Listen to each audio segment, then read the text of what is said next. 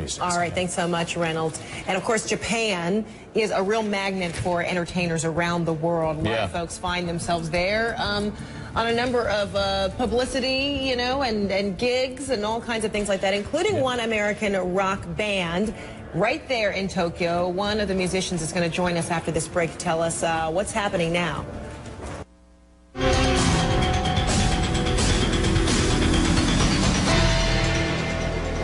So we've been hearing some incredible stories from people who were caught in Japan's earthquake. Phil Labonte is an American rock musician. He's with the American group All That Remains and had just completed a gig there in Tokyo when this earthquake started rocking things. Where are you right now, and how are you feeling, and what is happening right now?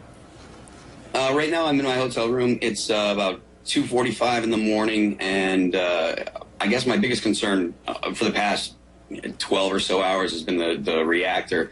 When the initial quake hit, the first major shock hit, we were actually sound checking, and so we had to run out of the building and ran out into the street. And my first reaction, I'm from the East Coast, so I haven't had a lot of experience with earthquakes, but you know, looking around and seeing people so nervous really kind of set me off. At first I was like, oh, well, Japan has a lot of earthquakes and they kind of know what to do and stuff, and I was a little bit calmer than maybe I should have been, or I didn't realize how bad it really was. And then to see all the people in the streets as scared as they were really started to set me and the rest of the guys off. So are you awake at the middle of the night because you're afraid to go to sleep because of these aftershocks still feeling very frightening?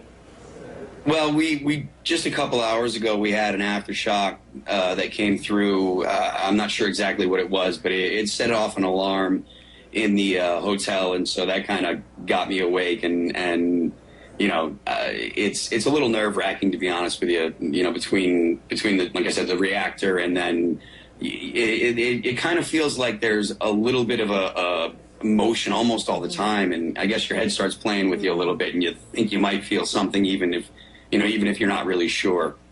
Now, in a lot of the areas right there within Tokyo, and of course even outside of that in the northeastern kind of suburbs, there's been a run on food and supplies, and people have run out of food. How about where you are?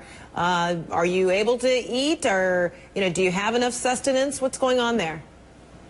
Yeah, it is noticeable. There's a convenience store right outside of our hotel, and there's a lot of the shelves that are pretty bare. I've been able to get enough, food to eat and not really notice it. But at the same time, you walk in a convenience store and you expect to see fully stocked shelves, and a lot of places it looks like they're out of water, and there's not a lot of stock on the shelves. So it's definitely something that's very noticeable. All right. Phil Labonte, thanks so much with the group All That Remains. How long do you plan to stay there? What are the chances of you returning back to the East Coast of the U.S.? Well, we're supposed to leave tomorrow at around 5 o'clock Japan time, and today we were a little nervous. The airport was closed, and we were told that it was going to be closed indefinitely, but this morning we had found out that flights started going, so we should be able to get out fine. So all right. That made me feel pretty good. I'm sure it is now. We see a smile on your face. Phil, thanks so much, and safe travels. Appreciate your time. Thank you. We'll have much more of our continuing coverage of the earthquake and tsunami in Japan after this.